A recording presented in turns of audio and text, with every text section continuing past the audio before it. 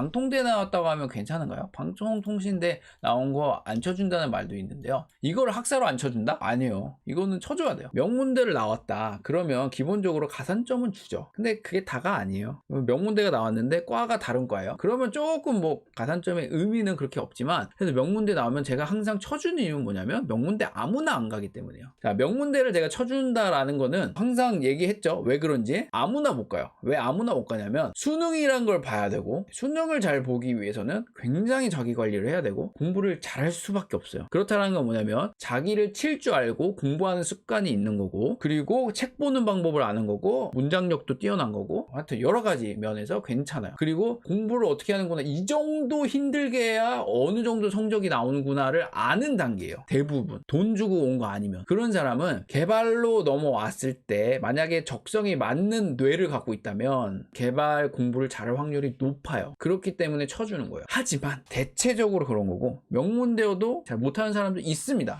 그래서 항상 건 절대적인 게 아니고 결국에 실력을 봐야 되는 거고, 저도 이번에 이력서 보고 뽑았는데 고졸 2명을 뽑았어요. 그 다음에 컴공 출신도 뽑았어요. 다른 과 출신도 뽑았어요. 결론은 뭐냐면 제가 원하는 성향이 있어요. 뭐냐면 좀 도끼가 있고 막 열심히 하려고 하고, 그리고 고생도 해봤고 결과물을 봤을 때 뭐 말도 어느 정도 되고, 이런 것들을 가지고 이제 여러 가지 판단을 하는데, 결국에 학벌의 장점은 뭐냐면 아까 얘기했듯이 어느 정도 성실하게 살았겠구나, 이거는 동일하게 지방대를 나와도 학점이 괜찮으면 저는 좋게 봐요.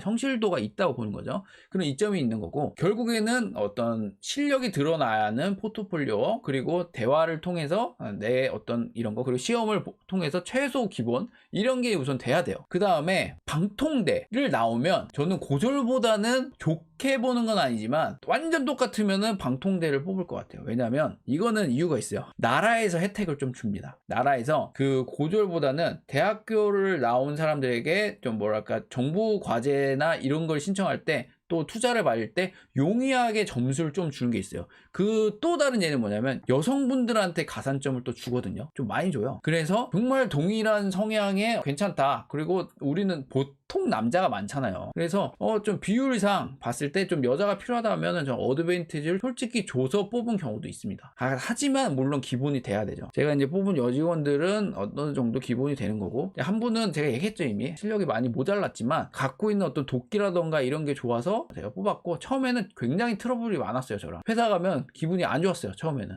이거 이 연봉을 줬는데 이럴까? 이렇게까지 생각을 했었어요, 처음에. 근데 지금은 그래, 내가 처음에 이런 성향을 보고 뽑았는데 확실히 시간이 지나니까 좀 바뀌는구나 라는 거를 보고 있는 상황이에요. 물론 갈 길이 아직 멀었지만 그래도 어쨌든 결과를 내고 있는 상황이고, 그런 케이스도 있다라는 거예요. 그래서 결론 얘기하면은 방통대를 안 쳐주지는 않아요. 왜냐면 학사 자격증이 있는 거잖아요. 근데 이건 어디까지나 이제 페이퍼로서의 역할이에요. 그냥 어떤 증 하나 갖고 있는 거죠. 근데 그 증이 필요한 순간이 있거든요. 정보 처리 기사도 어떤 증이라고 저는 보는데 그걸 필요하는 어떤 순간이 있어요. 그래서 그것 자체는 이제 없는 것보다는 훨씬 좋고요. 하지만 그게 개발자로서의 어떤 절대적인 영향을 주는 거는 아니라고 봐요. 그래도 전공으로 만약에 방통대를 나왔다면 저는 아예 안 나온 것보다는 가산점을 주는 건 맞아요.